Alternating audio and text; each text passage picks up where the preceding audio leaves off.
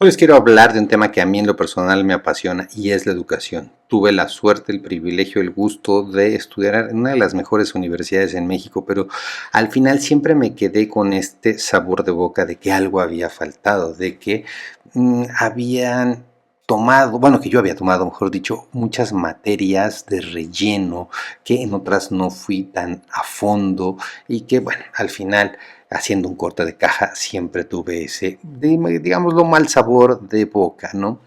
¿Qué es lo que tenemos que hacer de aquí en adelante? Porque el grado de robotización, el grado de la inteligencia artificial y cómo se está metiendo en la vida de todos y obviamente en los trabajos es brutal. ¿Qué es lo que tenemos que enfocar? ¿Qué es lo que tenemos que hacer? Que nuestro país brille es en materia de ingenierías. Tenemos que tener muchos ingenieros en todas las distintas áreas. ¿Por qué? Porque tenemos que hacer lo que ya hacemos aquí de una forma brutal. Y perdón, eso no nos lo va a dar los influencers, eso nos lo va a dar las licenciaturas, eso nos lo va a dar el conocimiento de cómo se hacen las cosas. Dos cosas que quiero subrayar aquí. En el primer término de Donald Trump, Tim Cook, el CEO de Apple, le dice, pues tú quieres que me traiga las fábricas aquí a Estados Unidos, pero la realidad es que no tienes tantos ingenieros, no produces ingenieros que soporten lo que yo necesito. Y allá en China sí producen ingenieros. Entonces, nada más es este comentario para que se den cuenta de lo que estamos ofreciendo al mundo, lo que el mundo está ofreciendo y de las carencias, ¿no?, que en general tenemos en toda Latinoamérica y en toda América, ¿no? El siguiente comentario es México. México se inserta al Tratado de Libre Comercio de Estados Unidos en el 94 y firma, si no mal recuerdo, 9 o 10 tratados de libre comercio. Y pues ya tenemos, perdón, 30 años o más de 30 años jugando en el tablero mundial y la realidad es que no vemos alumnos o no vemos una sociedad totalmente preparada. China empezó a jugar en este tablero por ahí del 69-68 y los resultados que China tuvo 30 años después eran brutales. Ya nosotros como mexicanos los quisiéramos. El problema es que aquí en México llega un nuevo presidente y reinventa el país y con todo respeto, no soy ni anti-Morena, ni por Morena, ni nada por el estilo, pero pues, es el ejemplo más reciente que tenemos. Había una institución que se llamaba IMSS y le pusieron IMSS para el bienestar y a todo le pusieron bienestar. Y en el tiempo de Peña Nieto, la verdad es que no me acuerdo qué diablos le cambiaron a las instituciones. En el tiempo de Fox, al escudo de todas las instituciones le pusieron mocho. Bueno, creen que con esos pequeños cambios van a hacer realmente la diferencia y no, la diferencia se funde teniendo conocimiento y en el caso de México necesita producir más ingenieros, no hay otra salida. Después tenemos el caso de las matemáticas aplicadas y tenemos que trabajar más a fondo para tener más actuarios o más personas que se dediquen, por ejemplo, ¿no? Tener menos personas que se dediquen a matemáticas aplicadas enfocadas a las finanzas, porque eso es simple y sencillamente usura y por ahí no tenemos que ir. En materia de ciencia, lo que es medicina, biomedicina, química, física cuántica, estamos en la calle de la amargura y es ahí donde tenemos que enfocarnos. Ahora bien, sí tenemos muchos ingenieros de repente en ciertas ciudades, pero no tenemos, digámoslo así, como que el apoyo del sector privado. Y entonces, como cada 6 años hay un nuevo gobierno que inventa un país diferente, lo que necesitamos básicamente es pedirles que hay ciertas cosas que van a tener que meter a la Constitución en materia educativa. Es decir, algo muy, muy fácil de entender es todas las empresas que sean mayores de 50 empleados tienen que becar o tener un minicentro de investigación y desarrollo, etcétera. Es algo un poco más complejo, pero nada más les dejo ahí la idea para que este país pueda cambiar. Si nosotros no hacemos lo que nos corresponde, como lo hizo el caso de China, nadie va a venir a hacer esto. Esto no cambia, este país no cambia en 6 años. Esto no cambia por obra de arte o por magia de un político. Esto es algo que nos toca a ti, a mí y a todos hacer. Y luego tenemos el caso de la tecnología. Y ahí tenemos la robótica, la nanotecnología, las supercomputadoras, la famosísima IA o inteligencia artificial, y entonces ahí tenemos que definir qué rol vamos a tener y si vamos a ser nada más consumidores, que sería una de las peores estupideces que podríamos hacer, o podemos realmente hacer nuestra propia inteligencia artificial. Y de una vez les digo, está el caso de DeepSeek, que es China, que, perdón, reventó a la famosísima OpenAI, haciendo una inteligencia artificial más barata, más eficiente, etcétera. Poca gente la conoce, pero yo la uso y es muy buena. Entonces ahí se demuestra que China, con menos recursos, hizo lo que OpenAI hizo con miles de millones de dólares.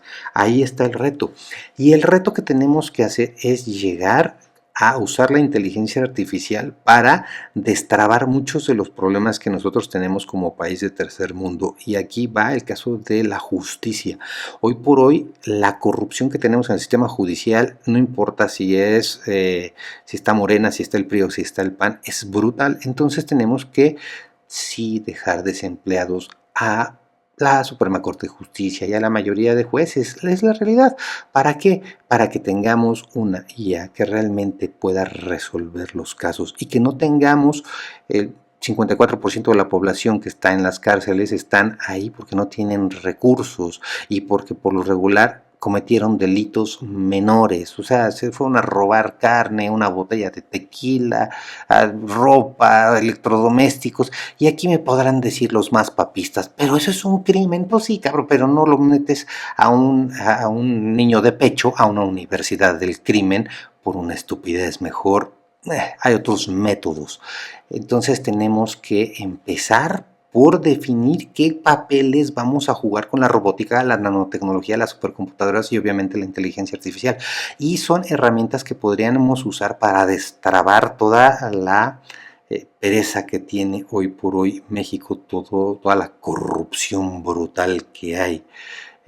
Bueno, tal parece que estoy haciendo una carta a Santa Claus y al final creo en él.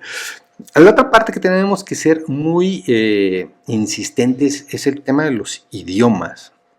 Si bien tenemos que seguir con el español en el caso de México, tenemos que insertarnos al inglés, aun y cuando pues, Estados Unidos va decayendo a una velocidad brutal, y tenemos que empezar con el famosísimo chino mandarín. ¿Para qué? Para que nuestros niños vayan teniendo herramientas para poder enfrentar y poder sentarse a la mesa y poder dialogar con quién, con los líderes del mundo. Hoy por hoy van a quedar básicamente de líderes del mundo: China, Rusia, Estados Unidos, y después en unos 10 años entrará India, y toda Europa está decayendo a un nivel brutal. Entonces tendremos que agarrar y sentarnos con los países que están surgiendo, o mejor dicho, que ya se consolidaron, para poder llegar a acuerdos tecnológicos, acuerdos comerciales, etcétera.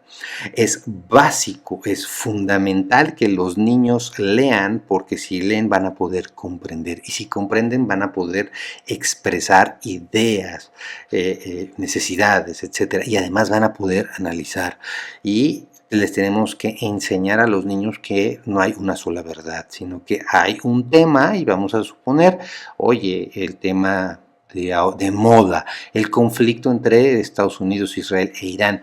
Pues de este lado del charco estamos acostumbrados, o nos dan información en donde los desgraciados, los culpables es Irán. Y entonces lo que tenemos que decirle a los niños es, a ver, ¿y qué pasa si investigas quién es Irán? ¿Y qué pasa si investigas su historia? ¿Y qué pasa si investigas realmente su religión? ¿Y qué pasa si en lugar de estar viendo Wikipedia, Televisa y todo lo que ya está formado a modo, empiezas tú a hacer tu propia investigación, tu propia forma de ver el mundo. Y entonces es ahí cuando vas a enfrentar a dos trenes y es ahí cuando el niño o la niña va a llegar a ¿qué? A usar su cabeza y eso es precioso. Estos 5 puntos lo ha desarrollado de una forma brutal Irán y Japón y curiosamente por eso Irán le gana el conflicto armado a Estados Unidos e Israel. ¿Por qué? Porque produce un montón de ingenieros, porque tiene tecnología, porque tiene robótica, porque tiene personas que estudian matemáticas aplicadas y entonces de esta forma ellos se prepararon y por eso pudieron enfrentar al mejor gobierno, pues perdón, al mejor ejército del mundo, ¿no? Ahora bien, y también tenemos otros temas que son fundamentales en el caso de México y de casi todo el mundo, tristemente, o por lo menos de América, que es la alimentación y la salud. Y dentro de la alimentación y la salud no nada más va lo que te comes. Muchas personas comen por ansiedad, muchas personas comen por depresión.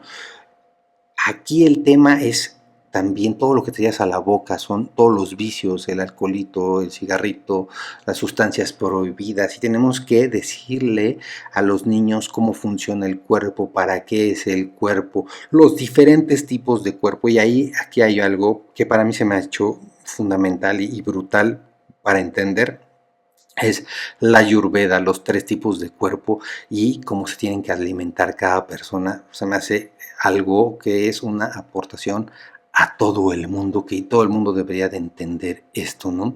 Y de esta forma vamos a tener ¿qué? Un país sano y de esta forma no vamos a necesitar un sistema de salud como Finlandia o como decían, no me acuerdo, vamos a tener gente sana y vamos a poder producir más y vamos a ser más productivos. Y bueno, también tenemos que hacerles entender a los niños y que comprendan y que entiendan que la energía es el juego aquí.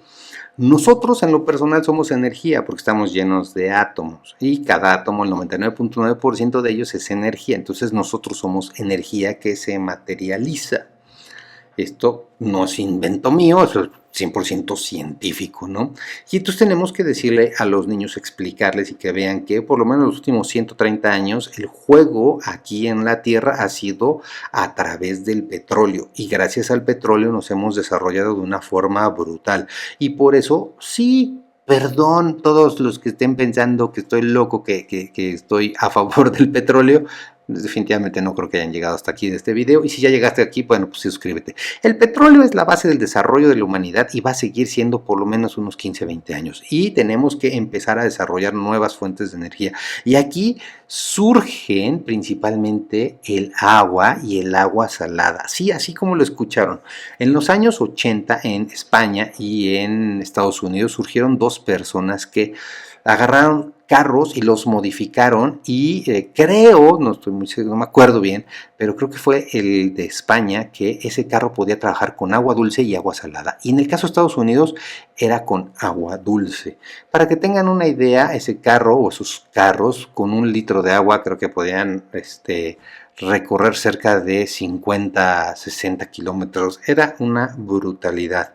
Curiosamente, pues estas personas, estos inventores, estos científicos, que no eran científicos, eran personas que les gustaba entender el funcionamiento de las cosas y que desarrollaron esta tecnología, yo creo que entraron en una depresión muy fuerte y pues terminaron quitándose la vida, porque eso es muy común, ¿no? Pero bueno, tenemos que entender qué vamos a hacer con el agua y con el agua salada de preferencia. ¿Por qué? Porque en el caso de México somos ultra mega ricos en agua salada y nos podríamos quitar de un montón de problemas. Y el purificarla es muy barato y podría llegar a ser una fuente de energía brutal. Y después seguiría el caso de la electricidad y también hacerles entender a los niños que se quiten con este cuento barato, la verdad, de que todo tiene que ser recargable, porque eso lo único que hace es que la gente sea menos productiva, porque está al pendiente de que los audifonitos no se descarguen, que el carrito no se descargue, que celular, etcétera, ¿no? Ya tenemos mucha tecnología para hacer que las cosas duren por mucho tiempo y creo que tenemos que decirle a la industria en general que nos dejen de quitar el tiempo y que tenemos que nos den productos de calidad y que sirvan y que si no, pues podríamos nosotros derrumbar el precio de las acciones si todos tuviéramos conciencia, información y conocimiento y nos dejarían de ver la cara de idiotas en un abrir y cerrar de ojos. Otro tema, otra materia que tenemos que tener, que difundir y enseñar a los niños es el tema de la productividad. Y para llegar al tema de la productividad, que para mí en lo personal es la evolución del trabajo en equipo, no es trabajar en equipo, es ir más allá, tenemos que entender que todos somos uno, sí, aunque suene súper loco, súper hippie, la realidad es que la ciencia también ha demostrado que todo se conecta. Y entonces, si todo se conecta por energía, todos somos uno, porque todos al final somos energía, porque estamos llenos de átomos. Y entonces de esta forma vamos a poder llegar a un desarrollo de país totalmente distinto, algo como lo que han hecho la realidad los chinos. ¿Por qué? Porque ellos piensan en la comunidad y esto ha sido uno de sus grandes éxitos. Y dentro de la productividad va el tema de la integridad. Perdón por mis bellas palabras, pero a mí me vale madres que seas honesto. La honestidad no sirve para un carajo. Lo que necesito es que seas íntegro. La honestidad es hacer las cosas solamente cuando te ven y hacerlas bien. La integridad es hacer las cosas bien y de forma adecuada, aun y cuando no te estén viendo. Y eso cambia totalmente las cosas. Un pueblo que es totalmente íntegro, o que el 99% de su gente es íntegra, es Japón. Y entonces empiezas a ver cómo pues Japón queda destruido en el 45 y 30 años después, teniendo esta mentalidad de todos somos uno y de la integridad, empiezan a salir adelante de una forma brutal. Recuerda que en los 90 Japón ya era una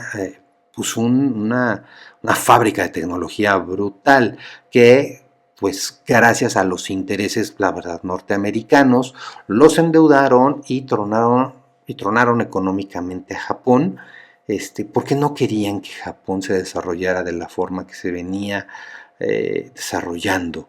Pero la mentalidad de Japón es algo que les ha permitido hacer eso y que ahora que también están metidos en un problema de deuda impresionante, esa misma mentalidad les va a permitir salir adelante. Y eso es lo que tenemos que enseñarle a nuestros niños. Y después el tema que a mí me apasiona, que es la espiritualidad. Y en el caso de la espiritualidad, perdón, no es hablarles de que si yo soy católico, si yo soy musulmán o si yo soy judío. Eso no sirve, eso es una porquería, eso es una estupidez. Eso no es espiritualidad, eso es una religión. La espiritualidad es el arte de entender qué estamos haciendo aquí, qué somos y cómo funcionan las cosas. La espiritualidad es que la gente se dé cuenta que lo que estamos haciendo aquí es desarrollar conciencia y cómo la desarrollamos. Y la espiritualidad es el arte de saber que aquí la vida es un camino espiritual individual y que tienes una responsabilidad brutal de transformarte para que el día que dejes este plano físico, puedas llevar a cabo una revisión de vida brutal y que digas, Dios mío, nací en cero. Y cuando me vine para acá de nuevo, iba en 90, o sea, me transformé de una forma brutal. O nací en -30 porque tenía pobreza, porque mis padres, porque mi madre, la fregada, bla, bla. Y llegué a hacer una transformación hasta 90, o sea, es como hacer un 120. Entonces de eso se trata la vida. Y una de las herramientas más buenas o más brutales, mejor dicho, para usar mis palabras, es la meditación. Y ahí nos tenemos que clavar con los niños a partir de los 8 o 9 años, enseñarles a meditar y esto cambiaría el mundo de una forma brutal. Si te gustó este video, te pediría que lo compartas. Creo que es un tema, la verdad, que todo el mundo debe de conocer, todo el mundo tiene que reflexionar. Y si no te gustó, pues bueno, te invito a que te suscribas a mi canal y que te salgan más mis videos. Y bueno, y como siempre, cuídate.